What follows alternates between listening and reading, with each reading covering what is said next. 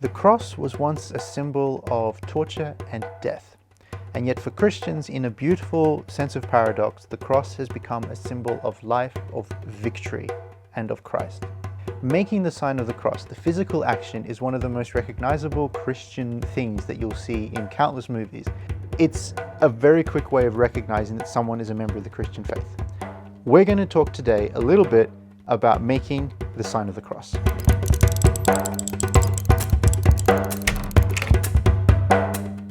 So what is the sign of the cross? What is the gesture? What does this mean? Fundamentally, it is a prayer. It is a short prayer, a statement of faith. It is a statement of theological truth. There is a lot that happens in that single moment. Sometimes when you don't have the words to say, you can make the sign of the cross. I do it a lot. Sometimes there are no words to pray. Nothing comes to mind. The sign of the cross is one of the quickest and most beautiful prayers we can give to God. So where did it come from? For me, I loved finding the answer to this because it was satisfying in that it was slightly unsatisfying. We don't know exactly where it came from. It is really, really ancient. The first historical mention of it is in the beginning of the 3rd century, when the North African Christian historian Tertullian describes it briefly in a much longer document. He isn't writing about the sign of the cross, but he mentions it.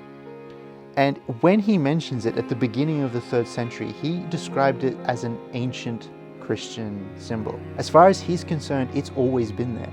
And you've got to know, this is in the beginning of the 3rd century. This is the 3rd generation of Christians. There are people around who will be saying that my grandfather met Jesus. That's how recent this is. Contemporaries of Tertullian have studied under people that were taught by the apostles themselves.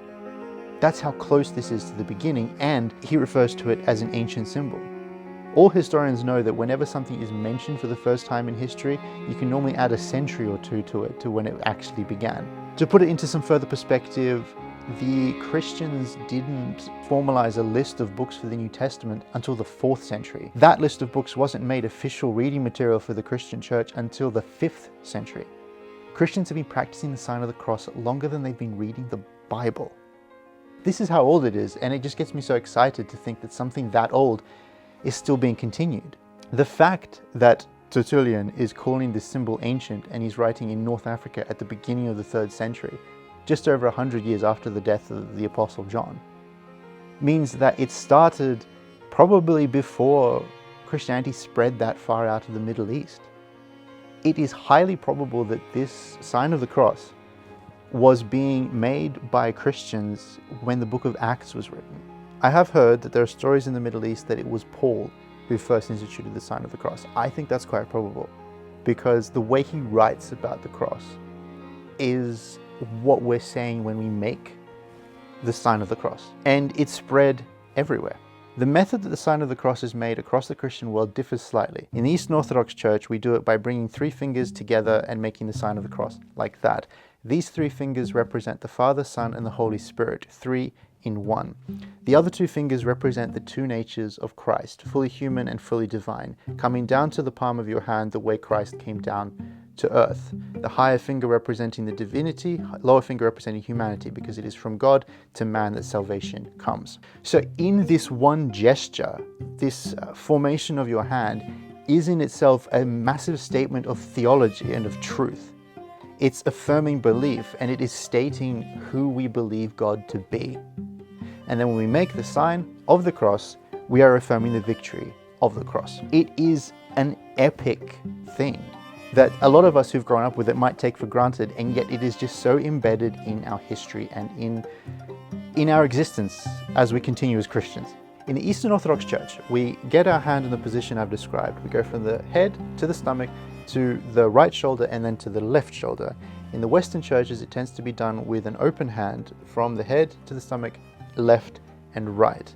In the West, it used to be done the same way as we still do it in the East. It changed around the 14th century, but no one is really sure why. Those are the 2 main variants that you'll see across Christianity. So if this is such an ancient part of our religion, where did it go in some of the contemporary Christian groups that exist today? Because not everyone does the sign of the cross. It seems to have stopped because it was too visually similar in a lot of their minds to the Catholic Church.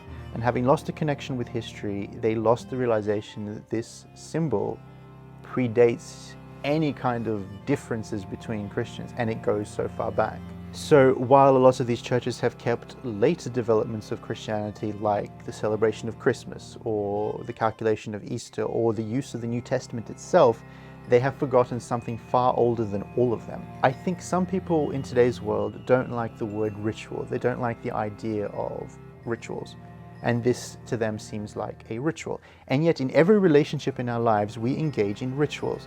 If you have ever waved at someone, you have engaged in a ritual. If you've ever shaken hands, introduced yourself, and if you've ever brought flowers to someone, if you've ever bent down on one knee to propose, if you've ever taken a photo with one of those funny square hats in graduation, you've engaged in a ritual.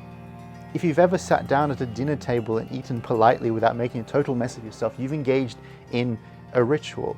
In every relationship we have rituals. And so it follows that the greatest relationship we have, the one between us and God himself, should have some of these rituals and symbols and patterns and reasons and outworkings of our faith in him. Rituals are part of being human. And it's important that being human is something we bring to God.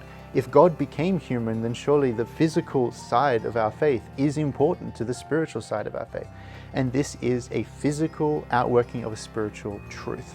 I think another thing that might come up with some people who are not familiar with making the sign of the cross is that it's not mentioned in the Bible. I'm not sure how it could have been, to be honest, simply because I don't know how to talk about it without doing it.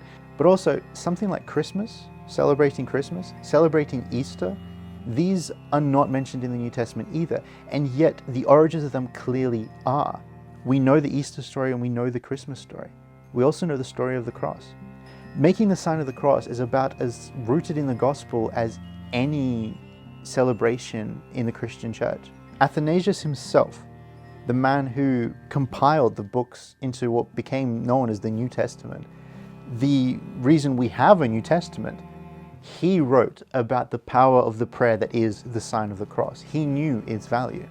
The people who compiled the books of the Bible knew about the sign of the cross, and they did it all the time. So if you're a Christian already and you're not familiar with making the sign of the cross, if this is something that is new to you, then yeah, I definitely think that it's something that you could and should do. But if I may make the recommendation that instead of just reintroducing a forgotten element back into the way you practice your faith, that you also do some research into those places in which this has not been forgotten, which has been preserved. Because what you'll find is that the sign of the cross isn't the only thing from the early church that is missing in a lot of contemporary expressions of Christianity. As more and more Christians these days are looking to reconnect with their ancient faith, I think we'll see more people coming to that realization and making that research.